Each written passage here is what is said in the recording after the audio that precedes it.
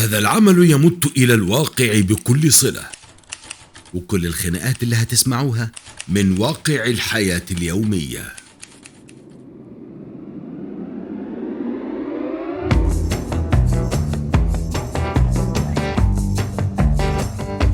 هفضل لحد امتى لم وراك؟ هو انا كل ما اغيب عن البيت ارجع الاقيه مزبله؟ معلش يا حبيبتي، نورتي بيتك. انا جايه تعبانه وشايله هم دخولي للبيت. هساعدك ما تقلقيش. ها تشربي ايه؟ اشرب ايه؟ انت مش فاهم الموضوع ده بيعصبني قد ايه. احنا شركة في بيت واحد يا عماد، مش وظيفتي اني الم وراك. كوبايه شربت فيها اشطفها وشيلها، حاجه كنت لابسها علقها. حاضر يا ماما، هرتب اوضتي والم لعبي. حلو كده؟ وكمان بتستهزأ بكلامي؟ ده ايه الاسلوب اللي يعصب ده بس؟ وليه ما تقوليش اني جاي على نفسي علشان ما اقلبهاش عكنانه وانتي بتكلميني كاني عيل صغير؟ وكمان هتقلب الترابيزه؟ ده ايه الغلب ده يا ربي؟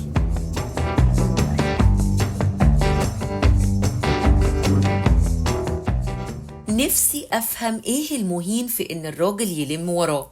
مين اللي اخترع ان ست البيت وظيفتها تلم ورا جوزها وعيالها؟ انت متخيل يا تامر ده بياخد من طاقتها وعمرها قد ايه؟ طيب طاقتها وفهمناها، لكن ايه عمرها دي بقى؟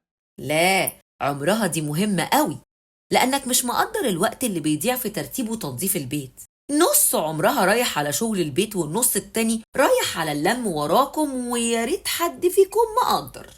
عادي، ما احنا كبرنا وامهاتنا شايلانا وعمرنا ما سمعنا كلام زي ده. ولو يوم تعبت واشتكت فالاب عمره ما بيتوجه له كلام زي ده. طبعا، وربيتكم على الاتكالية ورمي المسؤوليات الخاصة بيكم على أي حد غير نفسكم. لا، وخليتكم منتظرين زوجة تكمل مسيرة أمهاتكم، وإلا تبقى مش قايمة بدورها. قصدك ايه باي حد؟ الزوجه من ضمن مسؤولياتها نظافه بيتها ونظافه ولادها، وده شيء طبيعي وما فيهوش اي نوع من انواع الاهانه. وبعدين يا ستي خادم القوم سيدهم. يا سلام! طب انتم ما شاء الله فاهمين، ما تخدموا نفسكم بقى بدل ما الست تتحول لخادم القوم. والنبي بلاش يا الكتامر تتكلم بالطريقة دي، لأن الناس هتفكر ان ده رأيك بجد. لا والله، بس انا لقيتك متعصبه فقلت اسخن الحلقه حبتين. لكن لو جيتي للحق، الموضوع مش عادي، خصوصا ان مش كل ست عندها اللي بيساعدها ولا يخدمها في بيتها. المشكلة انه يكون الإهمال والاتكالية جزء من شخصيته وتكوينه. يعني الراجل اللي منتظر ان مراته تلم وراه أكيد نظرته ليها مشوهة حبتين، يعني حاسسها أقل منه.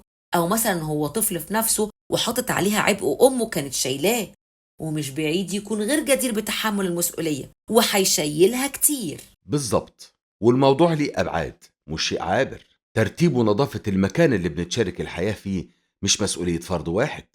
وخدي بالك، جوزك نتيجه تربيه امه، ونظرته لدورك نابعه من الدور اللي هي كانت بتقوم بيه في حياته.